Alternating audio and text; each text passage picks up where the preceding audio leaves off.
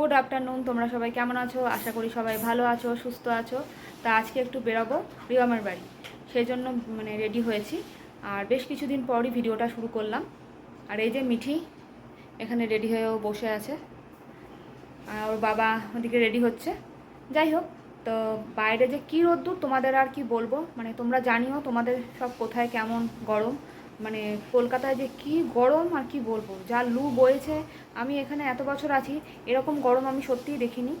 গরম পড়ে ঘাম হয়, কিন্তু এবার দেখছি যেন লু বয়েছে। তাহলে চলো আমরা তাহলে বেরোই, আর সঙ্গে থাকো। দেখো চলেই এসেছি রিয়মের বাড়ি।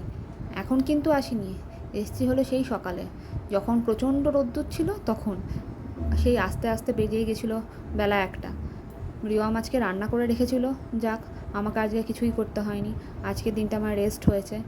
আর এদিকে সুপ্রতিমকে বললাম, আমার বোনের হাজব্যান্ডকে বললাম, তুমি একটু ভিডিওটা করে দাও যাওয়ার আগে, কেননা একটুখানি ব্লগিংটা আমি করি, ভাল লাগবে। তো ওদের এখন দেখতে পাচ্ছ কিছু সাজানো হয়নি, সবে মাত্র তো 2 মাস বিয়ে হয়েছে, তাই ওরা এখনও সাজিয়ে উঠতে পারেনি। অ্যাকচুয়ালি ওরা এখানে থাকেও তো না, মাঝে মাঝে দুর্গাপুরেও চলে যায়। ওর শ্বশুর শাশুড়ি আছে, আমারও বাবা মা আছে। এখন সবে বিয়ে হয়েছে, এখন একটু বাপের বাড়িও যেতে ইচ্ছা করে ওর, তাই ও চলে যাচ্ছে। ওরা প্রায় চলে যায়। তা মিঠিরও খুব মনটা খারাপ হয় ও চলে গেলে। এখন আবার মিঠির খুব আনন্দ যে ও এখানে থাকে। আর সুপ্রতিম আমাদের সাথে ইয়ার্কি করছে, আর এদিকে জামাইবু আর শালি খুব গল্প করছে। এদিকে মিঠিও সেগুলো বসে বসে শুনছে। আর ওদিকে সুপ্রতিমকে দেখতে পাচ্ছ, ও অফিসের কাজ করছে। কেননা ওদের সপ্তাহে মনে হয় 3 না 4 দিন অফিস ঘর থেকেও করতে হয়, আর 2-3 দিন মনে হয় গেলেও হয় অফিস, আমি ঠিক বলতে পারবো না। যাই হোক, আর এদিকে রিয়ম কি বলছে বলো তো, আম খাবে। ও নাকি কোথায় দেখতে পেয়েছে আমগুলো পাকা পাকা, কিন্তু শুভ্রজিৎ বলার ওকে চেষ্টা করছে যে এখন রে আম খাস না, এখন টক। কেননা সেদিন আমরা কিনতে গেছিলাম নাগের বাজারে, আম দেখ পাকা পাকা খুব পেকে গেছে আমগুলো, কিন্তু একটুখানি কেটে খেয়ে দেখলো শুভ্রজিৎ, ওটা যে কী টক আর কি বলবো। আর বলতে বলতে বাড়ি চলে যাওয়ার পালা চলেই এলো। তো বোনের মনটা খুব খারাপ। আর সুপ্রতিম এদিকে আমাদেরকে বাই করছে, আর এদিকে মিঠির বাবা হেলমেটটা পরিয়ে দিচ্ছে। রিয়মের মনটা সত্যিই খুব খারাপ, কেননা দিদি চলে যাচ্ছে, দিদি জামাইবু, দিদির মেয়ে সব চলে যাচ্ছে বলে খুবই মন খারাপ। আর মিঠির সাথে তো খুবই মিঠিকে তো মানুষ করেছে ওই বললে হয়। কেন, যখন আমার বেবি হয়, মিঠি যখন হয়েছিল, তখন রিয়মি অনেক কিছু করেছিল ওকে, দেখা, রাত জাগা, ওই থাকতো আমার সাথে। তা মিঠির সাথে যেমন ওর একটা খুব ভালো সম্পর্ক, সেমনি আবার আমার সাথে আবার গুনগুনের খুব ভালো সম্পর্ক, আমার দিদির মেয়ে। তা যাই হোক, আর এদিকটা দেখতে পাচ্ছ কি সুন্দর ফাঁকা। এদিকে বলে এটাকে অফিস পাড়ার মতনই হয়ে গেছে, নিউ টাউনের দিকেও অনেক তো অফিস টফিস হচ্ছে। তা এদিকেও ফাঁকা হলেও কি হবে, আস্তে আস্তে জমজমাট হচ্ছে। এদিকে দেখো কত দোকানপাট বসে গেছে, ছোটো ছোটো স্টল দিয়ে দিয়েছে খাবার দাবারের, ভাল লাগছে। অনেক লোকও আজকাল এদিকটা আসে ঘুরতে, কেন ওই দিকটা তো প্রচণ্ডই গিঞ্জি হয়ে গেছে, সেই জন্য এখানে আসে সবাই একটু হাওয়া খেতে, যে সন্ধেবেলাটা কাটাতে।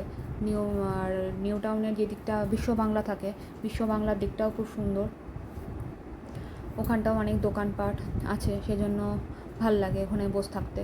তা আমরা আগে মিঠি যখন ছোটো ছিল, যখন ওর স্কুলে যখন ভর্তি করছি সবে তখন আমরা প্রায় আসতাম, এসে ঘুরে যেতাম, হাওয়া টাওয়া খেয়ে আবার বাড়ি চলে যেতাম। তো এখন আর সেটা হয় না, কেননা মিঠির পড়াও থাকে, আর বড় তো হয়েছে, তা উঁচু ক্লাস হয়ে গেছে, ক্লাস 5 হয়ে গেল, সেই জন্য আর অতটা আর বেরানোই হয় না, পড়া এই করতে করতে আর বেরানো হয় না। শুভ্রজিতেও সন্ধ্যাবেলা তো সময় থাকে না, ও আবার বেরিয়ে যায়। তো যাই হোক, এদিকে দেখো গাছপালা লাগানো হচ্ছে, কিন্তু আমাদেরও উচিত কিছু গাছপালা লাগানো। বলি আমরা ঠিকই, কিন্তু আমরা কেউ আর করে আর উঠতে পারি না। উচিত আমাদের সত্যিই গাছপালা লাগানো। কালবৈশাখীটা গেল, বৈশাখ মাসে কিন্তু তোমরা কি দেখেছো, একদমই কলকাতা, বর্ধমান, তারপরে মেদিনীপুর, পুরুলিয়া, এইসব দুর্গাপুর, এইসব সাইডে কিন্তু কোনো জায়গায় কিন্তু একটুও ঝড় বৃষ্টি হয়নি। কি বলবো, আমাদেরই হয়তো দোষ, চারিদিকে এত ফ্ল্যাট হচ্ছে, যেমন কলকাতার গায়ে গায়ে লাগা এত ফ্ল্যাট, সব গাছই কেটে ফেলে, এতটাই মনটা খারাপ লাগে, কিন্তু কিছু উপায় নেই, কি বলবো আর, আমাদের তো কিছু বলার নেই, আমাদের হাতেও নেই।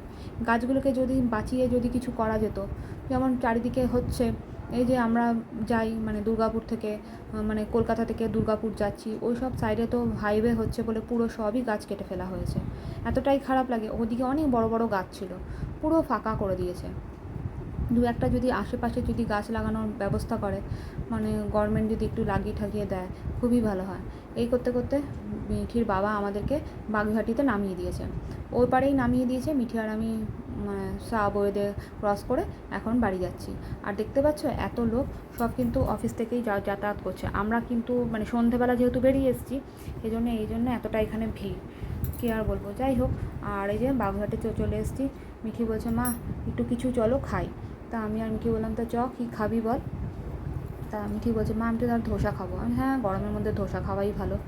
আর সেজন্য আমরা একটু ধোসা নিয়েছি, ঘরে গিয়ে একটু ধোসাই খাবো। আর এদিকে দেখতে পাচ্ছ যে সামনে মন্দিরটা আছে, মন্দিরে মানে পুজো হয়।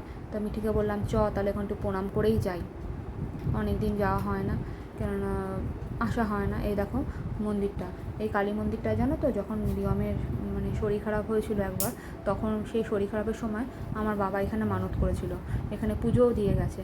খুব জাগ্রত সবাই বলে, আমরাও দেখেছি, খুবই মানে বড় সড়ো পুজো হয়। আর মিঠির তো একটুখানি বাজার আসা মানে কিছু কেনাকাটি করা দরকারই আছে, হয় নেল পালিশ, নয় এই নয় সেই, নয় ক্রাফটের জিনিস, কিছু না কিছু কিনে ও বাড়িও যাবেই। তা ঢুকে পড়েছি বাজারের ভেতরে। তা কী কিনবি বল, ও আর ঠিক আর করতে পারছে না, সবই তো আছে। আর এখনকার জন্য ভিডিওটা এখানেই শেষ করলাম।